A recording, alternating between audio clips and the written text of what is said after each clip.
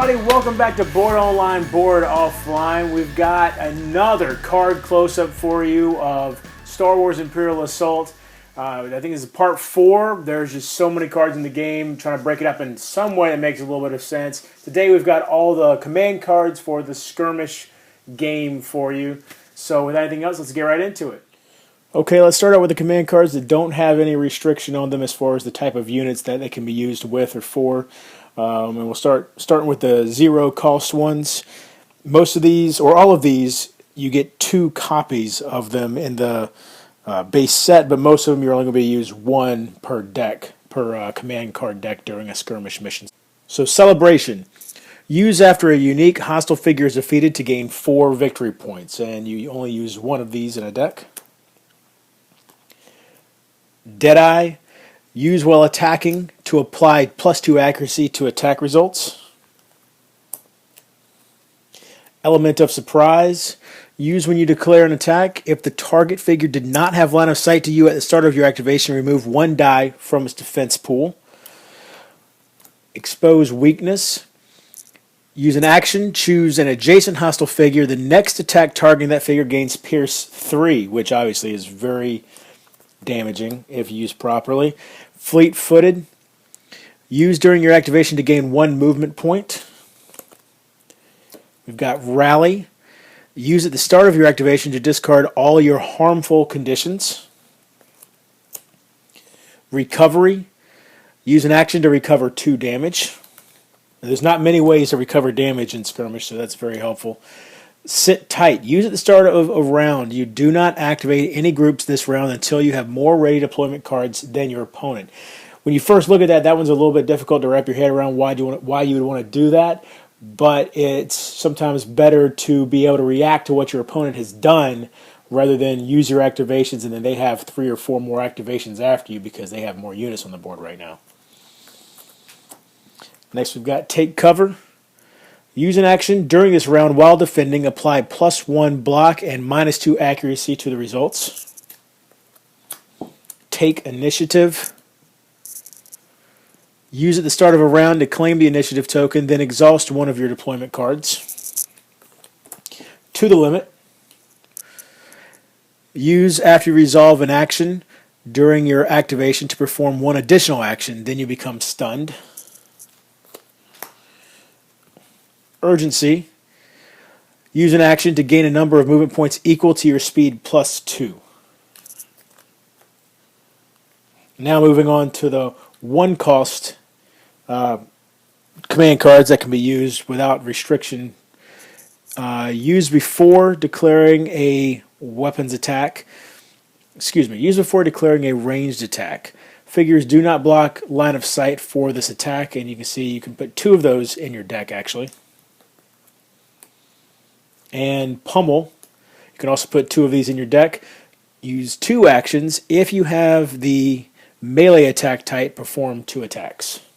Moving on to the command cards that are character specific, and these are specific to individual characters, heroes and the like included in the base set. You get 1 copy of each of these cards, and all of them you can only have 1 copy in a command deck, so it works out. Sarlacc Sweep, it costs 2. It's for Diala Pasil. Use an action to perform 2 attacks. Each attack must target a different figure. 1 in a million for Jin Odan.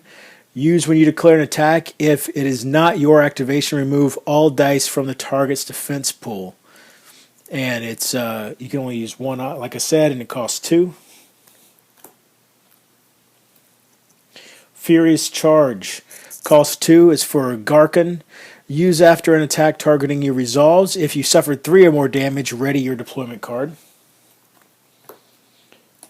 Burst Fire. Cost 2 is for Finn Cygnus. Use an action to perform an attack. If the target suffers 1 or more damage, each figure adjacent to the target space is stunned. Take It Down. It costs 3. It's for Gideon Argus. Use an action. Choose an adjacent friendly figure. That figure performs an attack. Apply +2 damage to the attack results.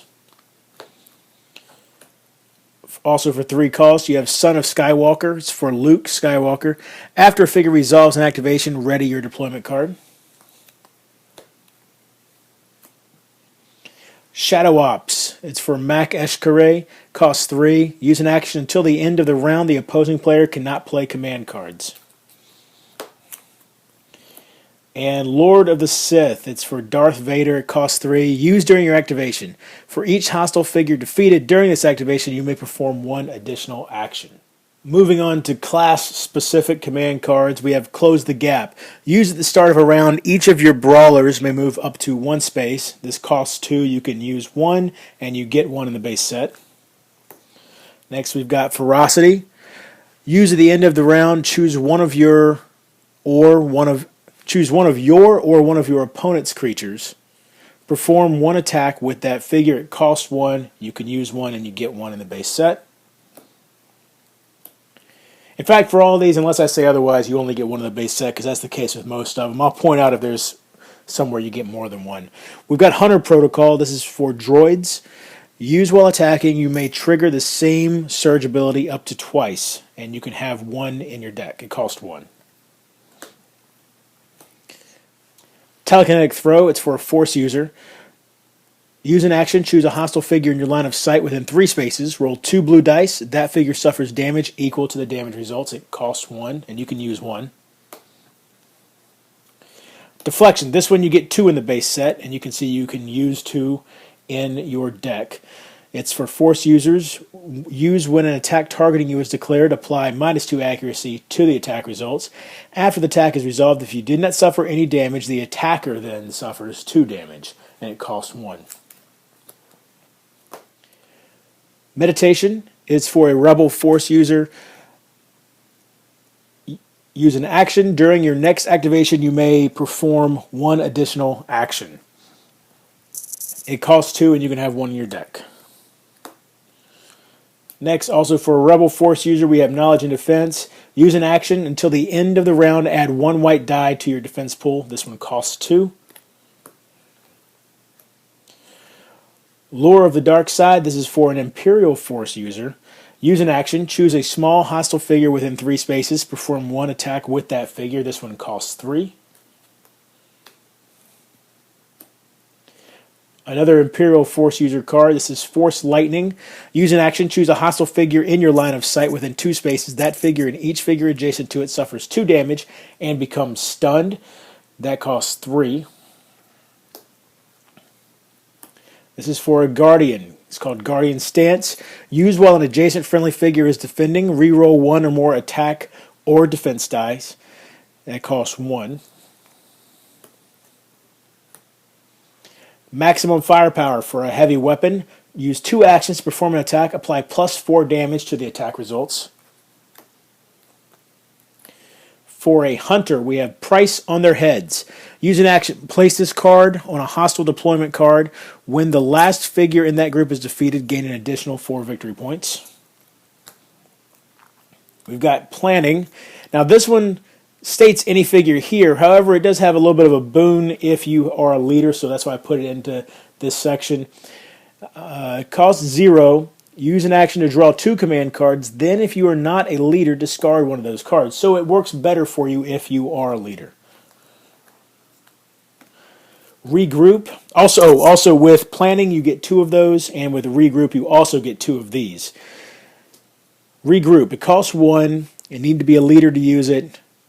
Use an action, discard all harmful conditions from adjacent friendly figures. Covering Fire. Use at the start of the round. During this round, each of your troopers gains Surge, Stun. If the target was already stunned, apply +2 damage to the attack results. This one costs 3. Well, that's our video. Thanks for watching another episode of Board Online, Board Offline. Hope you enjoyed it. If you did, please give it a thumbs up. If you like my channel, please subscribe. You can find me on Board Game Blender every other week. And I'm on BGG. I'm a little bit all over the place. Twitter, @BoardOffline. Until next time, if you're bored online, board offline.